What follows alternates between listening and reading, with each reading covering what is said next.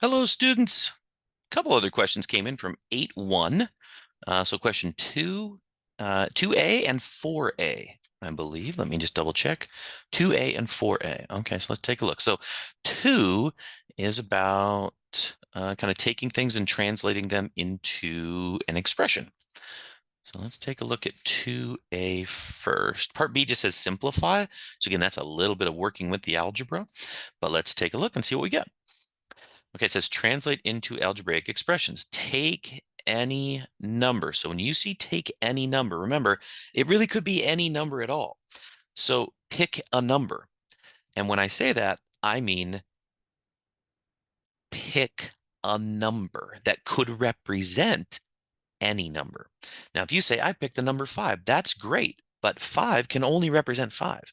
When you pick a variable, you now are saying it doesn't matter what number they pick. You'll be able to see what happens to it. Okay.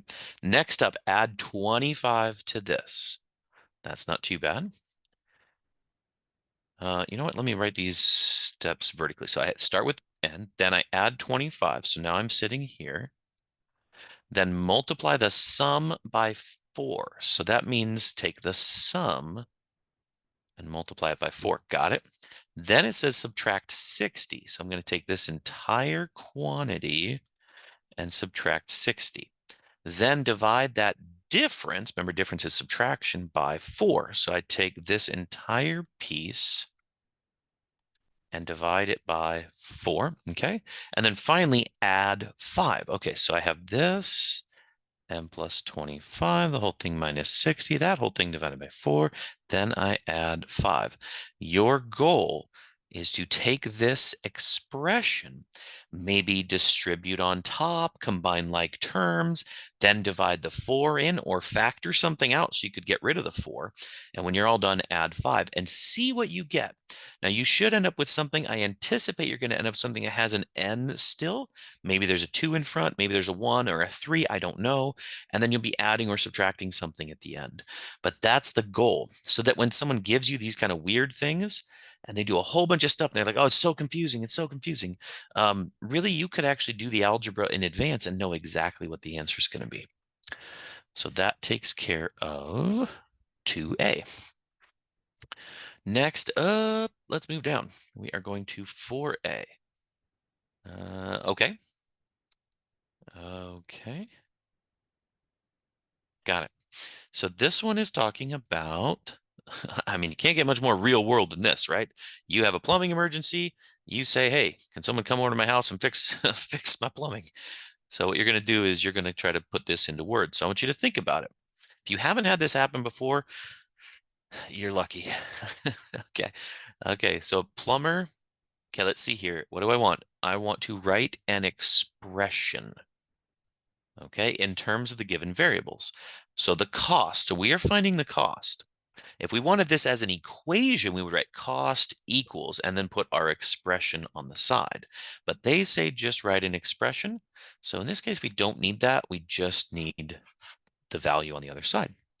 Okay, now it says here, if the plumber charges $30 for coming to the house. So we're starting with the fact that we got to pay $30. And X dollars per hour. Okay, so if they were charging me $35 per hour and they were there for 1 hour, 1 hour would be $35. 2 hours would be 70. 3 hours, 105. 4 hours, 140. Okay, so this is making a nice little sequence that you can see, and it seems to be going up exactly by 35 every time. So my common difference is 35. And it's just based on this number here. So I could write, if it was $35 an hour, I would write plus 35H because they're spending H hours. But I just put in 35 as an example, and they actually tell me the cost per hour is X. Okay, so over here, I'd have to say X dollars per hour. So that means it would be X for the first hour, and then it'd get another charge. So it'd be 2X's, then 3X's, then 4X's, right? And so, but this is all based on the hours. Hours. So what I don't want the 35 then. My final answer would be $30 to show up plus however much it is per hour times the number of hours. And that way you could deal with this with different plumbers. If every plumber says $30 just to show up, right? You're like, okay. Then some plumbers say, okay, I'm $50 an hour. One plumber says I'm $45 an hour. Well, you can then put that in, whatever that is, put that in for X, and then put in however many hours of work. Maybe they say it's 2.5 hours of work. Maybe they say it's 3 hours of work, right? And there you go. That's how you can write that expression. All right. Hope that helps. Get you on the right track. We'll see you soon. Off you go.